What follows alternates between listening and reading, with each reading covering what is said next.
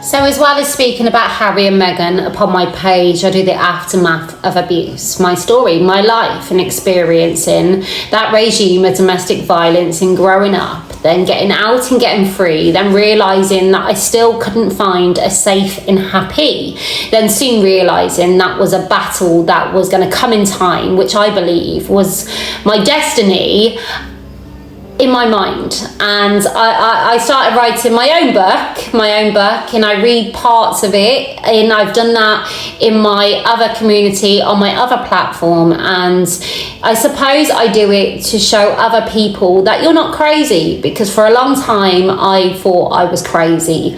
And so this is a trigger warning, because you can't sugarcoat domestic violence, but also I see it as a bit of a glimmer, because it's a connection of a dot, it's an understanding, it's a connection of a person, their story to mine.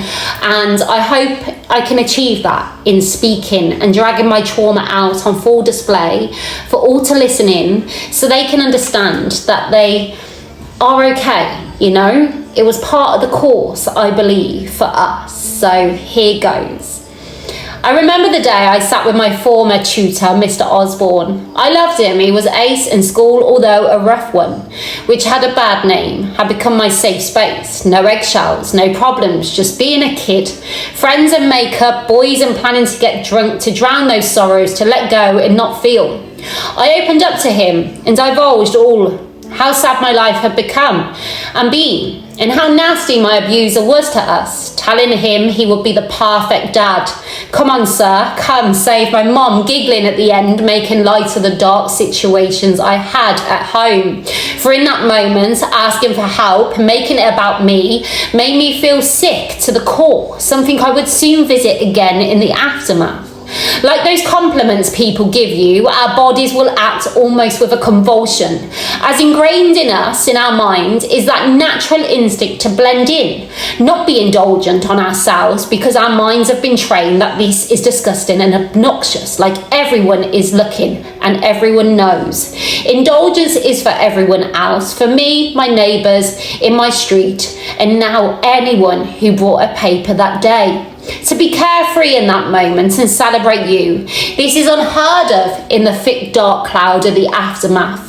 A repulsion, a slight anxious yet static feeling within, laughing off any feeling of hurt you feel. I don't matter. I am gross. Please don't praise me, for I don't know. I've not been prepared for kindness, only hate. But looking back now, that conversation ended there. No more chats and no intervention. Just an abused girl not listened to. But I carried on trying to act all cool, being everything to everyone, avoiding confrontation, being the loudest in the room in order to keep danger away, to hide the broken me, to warn people to stay clear, whilst feeling inside the smallest, most disgusting living soul alive. Worthless and weak, the damage was already within there. The aftermath had started to lay roots. It had absorbed me and become a part of me. But school was also good, as I didn't have moments of frozen to the core. That was until one day I was walking back to Sidbury Block just after lunch, and someone had been home. I overheard them speaking. There are police all in that street. A baby is being held hostage. There it was, my legs turning to stone. Instantly I knew this was my niece. An instinct, a red flag, or just my whole life was prepared for battle. Every morning eating my breakfast, every night eating tea, prepared and ready to act or cry or play musical statues and freeze to the core. I needed to go. I needed to ring home. How has he got her? Is she okay? Is my sister safe? I ran to Mr. Hobson's office. Sir, I need to use your phone, trying to make sense as I'm saying the words that nobody said when walking into his office before. He was shocked, taken aback. How could he argue if a lie so elaborate, so big? I see his eyes mimic mine. He knew he got my language, like I knew just from my face. I picked up the handset and proceeded to dial. Every ring felt like forever. It went on and on. It picked up.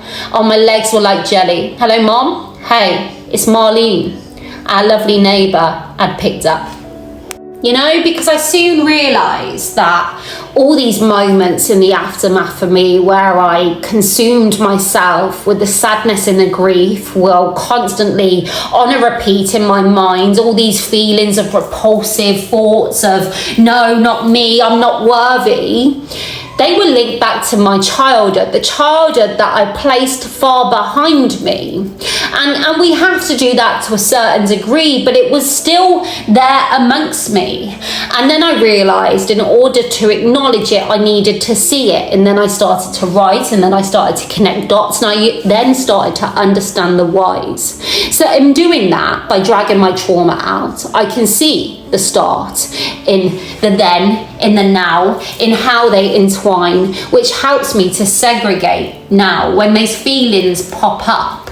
I don't win all the time, and there are times where I still say I can't like and subscribe because that my body will feel on edge. I feel gross to do. But the large majority of my life, when I start to overthink, when I start to freeze to the core because I see confrontation in front of me, I instantly then flag it and pin it. This is the aftermath. This is my trauma. I'm okay to react in this way, you know? And it just helps me navigate the aftermath with me, whilst also acknowledging that this will always be a part of my story. And who knows what my future will bring.